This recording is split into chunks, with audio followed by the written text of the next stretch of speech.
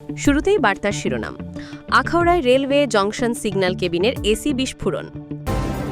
ব্রাহ্মণবাড়িয়া বার্তা সংবাদ প্রচারে অঙ্গীকার বদ্ধ। ব্রাহ্মণবাড়িয়ার আখাউড়ায় রেলওয়ে জংশন স্টেশনের সিগন্যাল কেবিনে এয়ার কন্ডিশন এসি বিস্ফোরণ হয়ে অগ্নিকাণ্ডের ঘটনা ঘটেছে।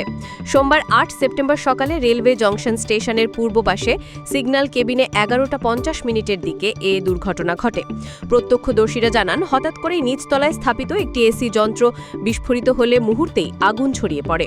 আগুনের তাপে সিগন্যাল যন্ত্রের ক্ষতি হয় এবং অফিস কক্ষের জানালার কাচ ভেঙে যায়। পরে রেলওয়ের ও স্থানীয় লোকজন বিভিন্ন স্থান থেকে পানি সংগ্রহ করে দুপুর 12:30টার দিকে আগুন নিয়ন্ত্রণে আনতে সক্ষম হন। তবে অগ্নিকাণ্ডের ঘটনায় কোনো হতাহতের ঘটনা ঘটেনি। অগ্নিকাণ্ডের পর মেইন লাইন দিয়ে ট্রেন চলাচল স্বাভাবিক থাকলেও লুপ লাইন দিয়ে ট্রেন চলাচল সাময়িক বন্ধ রয়েছে বলে জানা গেছে।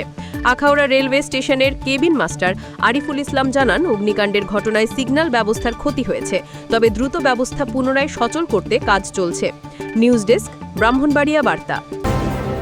ব্রাহ্মণবাড়িয়া বার্তা সংবাদ প্রচারে অঙ্গীকার বদ্ধ।